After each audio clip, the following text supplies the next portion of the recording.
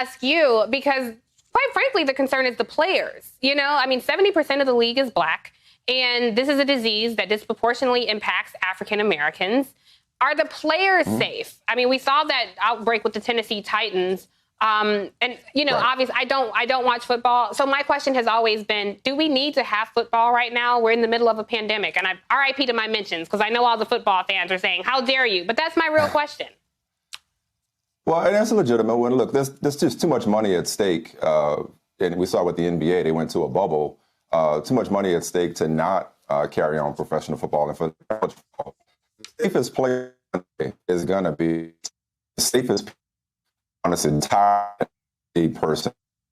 If you want just some figures to throw out, first, league is coming up on 1 million administered, about 200 or so positive tests, which equates to about a 0.% positivity rate. The Chiefs are going to be going up in Tampa later today, and leaving at 3:30 a.m., win or lose after the game.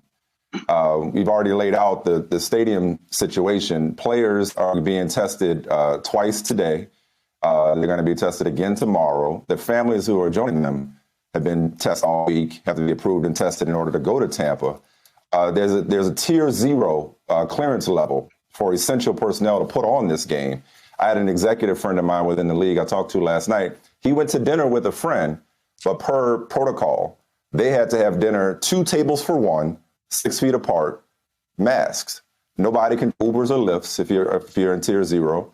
Nobody can, you have to have either a driver or a rental car.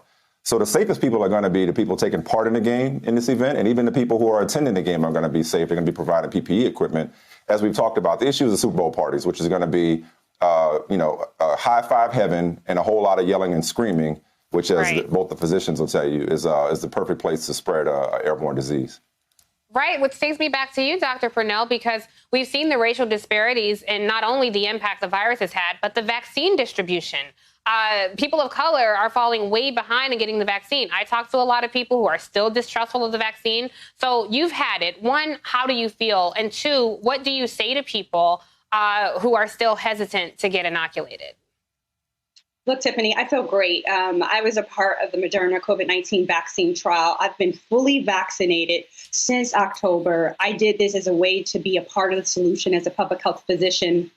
I experienced some routine side effects when I had my first and second injection. And what I say to people who are still fearful, who have concerns, and who are part of the wait and see category is, I hear you, I validate those fears, I validate those concerns, and let's begin to understand what is it that you want to wait and see. The Kaiser Family Foundation did a poll, and it actually found that among Blacks and African Americans, the no rate was not necessarily higher than other racial groups. It was that wait and see category. So I like to break down the risk versus benefits for our people in saying, because we are at increased risk of exposure, because we are at increased risk of hospitalization, because we are at increased risk of mortality, that wait and see can be deadly. And it's going to be important that states don't rest in the assumption that Blacks won't want to get vaccinated. We got to do a full court press. We got to make resources available. We got to make trusted messengers available. And we got to validate people's concerns, because it's not just historical injustices driving that skepticism. It's on-day disparities, on-day present disparities that we see, like the Dr. Susan Moores and others.